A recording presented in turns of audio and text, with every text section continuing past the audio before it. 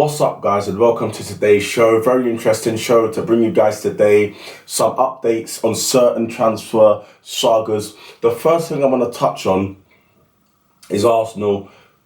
Small thing. It looks like Thomas Partey will be staying. They've done a U-turn on him. I think that's fantastic. You know, against Barcelona, Boston midfield, he's fantastic. I mean, my preferred midfield three would be Partey at the base, Declan Rice doing that sort of number 8 box-to-box role, and then Odegaard playing as the attacking midfielder. Havertz can also play, you know, in the Rice position and in the Odegaard position, and, you know, along the front of the attack. And I do see Havertz playing certain different roles, but that three there, you know, Partey, Odegaard and Declan Rice, that would be the three that I would like to see in the big games, Manchester City, Chelsea, Manchester United, Spurs. I want to see that three in the big game. So that's good news for Arsenal that he's going to stay. Listen, he's a fantastic midfielder, and replacing him would take upwards of £80 million to replace him.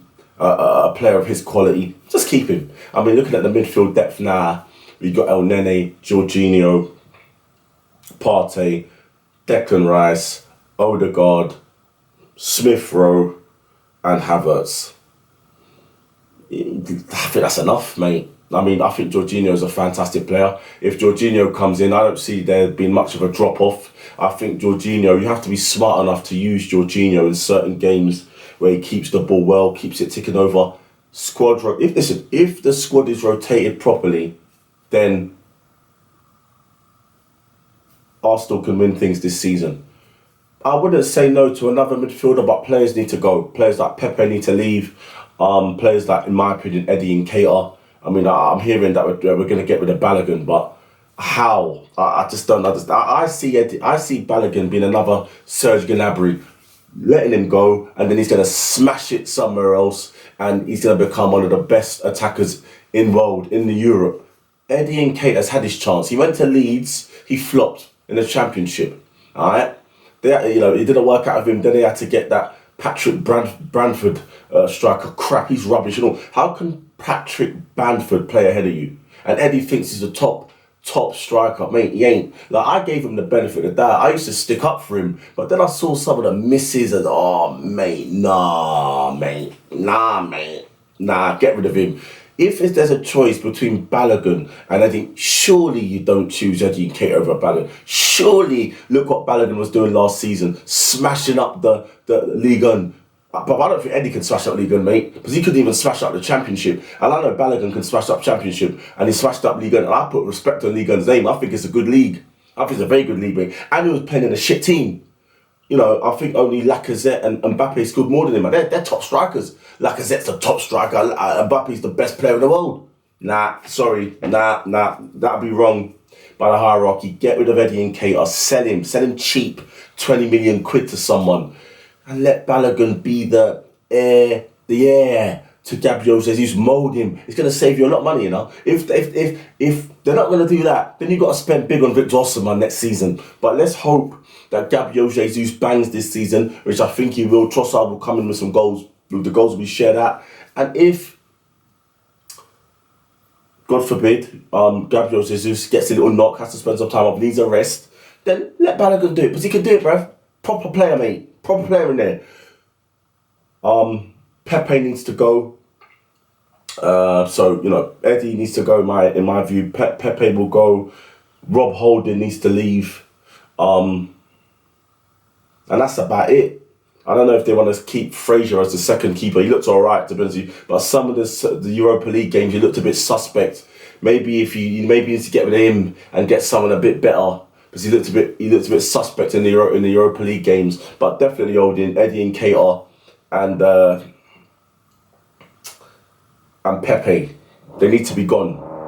And if that's gonna bring in money and resources for another midfielder, all power to Arsenal. Now I'm going to move on to Caicedo. A third bid of £8 million, like I said yesterday, has been rejected. Are Chelsea going to pull the plug on this, or are they going to keep persisting? Listen, I don't know how this is going to go. Is Caicedo worth 100 million? No. Was Enzo Fernandez worth upwards of 100 million more? No. Declan Rice wasn't? No. Is Lavia worth 50 million? No, he ain't. So I don't see how this is going to go. But Chelsea need midfielders. Caicedo's a quality midfielder, probably the closest you're going to get to Kante at what is available. So maybe let's just pay the 100 million. I mean, they've had their trousers pulled down many a time, and a midfield of Enzo Fernandez, a Caicedo, and I don't know, who else have they got in there? Gallagher. That'd be quite a decent midfield. And they'd probably need more quality, but a bit more depth. But they got to spend anyway. Maybe they don't want to spend that much money because they're trying to spend money on more players, so they're trying to spread the money out. I don't know, but they haven't officially pulled out the deal. It looks like Liverpool are favourites to get Lavia. I think they're in for Mohamed Kudus, but his preferred destination is Arsenal. Whether or not Arsenal are still in for Kudus, the fact that we're going to keep Thomas Partey, there's a lot of moving puzzles, a lot of moving pieces in this, so let's keep our eye on it. But I think Chelsea should just go get Caicedo, spend the 100 million, and he's a quality player at the end of the day. So Mbappe. Yeah, this Saudi Arabia thing is done. It was nothing but, there was no real fallibility in this deal. I think the media try and make Mbappe look bad. I don't think he's so much of a bad boy. Like, I don't know the boy, I don't know the guy, but he seems like a good guy. He seems to have a lot of allies in the dressing room. He's served PSG well. He's won them titles, loads of golden boots. As a collective, they've been poor in the Champions League.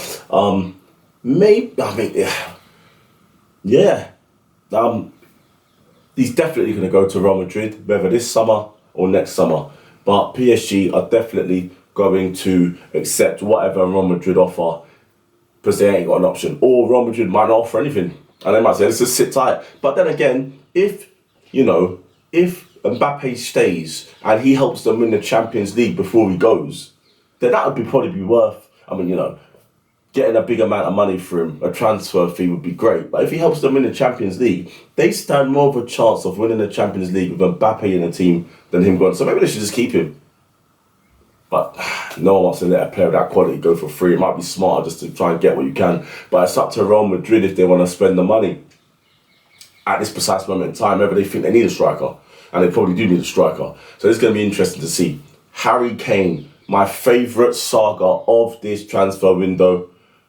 Bayern representatives were set to fly out today to meet with Daniel Levi about moving this transfer forward. I read something on Fabrizio Romano's Twitter that it might be postponed till Monday. Either way, whether they're going to meet Daniel Levi today in London or Monday, this deal is moving forward. I think that Bayern Munich are a bit more urgent to get the deal done because they don't know what's going to happen in Man United and Højlund. They don't know if PSG are going to try and get him or if PSG try to get Højlund. So I just think Bayern Munich are just trying to get this done. Kane ain't going to sign a new contract. That's for sure. So it's really in Tottenham and Daniel Levi's interest to try and get him sold, get some money for him. 80 to 100 million is good. And he's out of sight, out of mind. He's over there in Germany, smashing it out there, winning all the trophies, probably going to win the Champions League, and he's not hurting Spurs there. He's not hurting Spurs because they're not in the Champions League this year. They're not going to get in it next year, and that's probably the best thing for them to do. Try and get some money for him, and I think this deal will happen. I think Kane wants to go to Bayern. I think Kane sees Bayern as a fantastic club. Bavaria is a fantastic place to live, winning the big trophies in Germany. Mate, I'm not like these other sort of football, YouTubers or sort of sports media pundits that think that the Premier League is superior to No.